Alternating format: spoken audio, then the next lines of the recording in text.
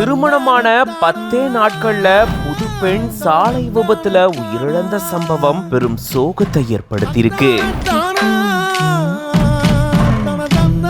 கணவரோட இருசக்கர வாகனத்துல போகும்போது விபரீதம் ஏற்பட்டிருக்கு. அதிர்ச்சியில கணவரும் விபரீத முடிவெடுத்து ஆபத்தான நிலையில சிகிச்சை எடுத்துட்டு வராரு. புதுமண தம்பதியுடைய சந்தோஷ நிகழ்வினுடைய ஈரம் குறையறதுக்கு முன்னாடியே இப்படி ஒரு துக்கம் ஏற்பட்டிருக்கு.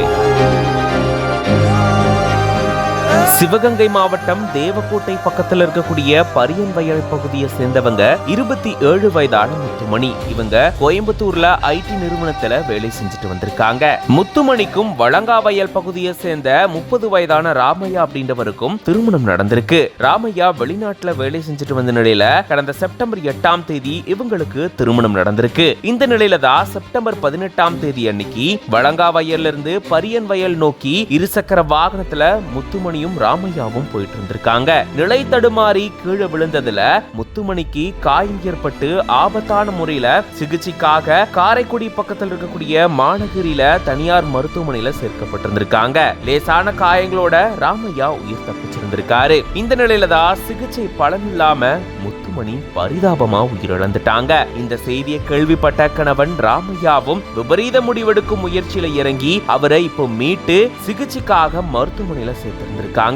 இப்போ உயிருக்கு ஆபத்தான நிலையில அவரு சிகிச்சை எடுத்துட்டு வராரு. இந்த விபத்து சம்பந்தமா ஆராவயல் போலீசார் வழக்கு பதிவு செஞ்சு விசாரணை மேற்கொண்டுட்டு வராங்க. திருமணமாகி 10 நாட்கள்ல புது பெண் சாலை விபத்துல உயிரிழந்த சம்பவம் பெரும் அதிர்ச்சியும் சோகத்தையும் ஏற்படுத்தி இருக்கு. எந்த பிரச்சனைக்கும் இந்த மாதிரியான முடிவுகள் தீர்வாகாது. அதனால இந்த மாதிரி விபரீத முடிவெடுக்கக்கூடிய முடிவுகளை தவிர்த்திடுங்க.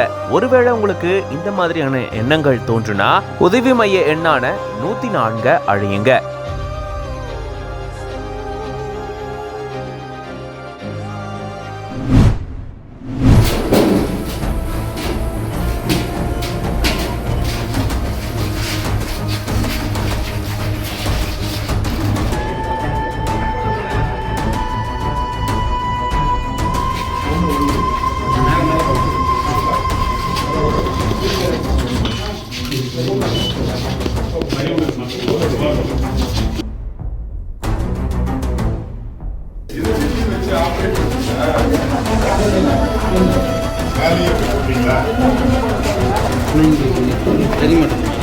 மாவீரன் படபாணியில் பேட்ச் ஒர்க்கால் மூழ்கியிருக்கும் இலங்கை தமிழர்களின் குடியிருப்பு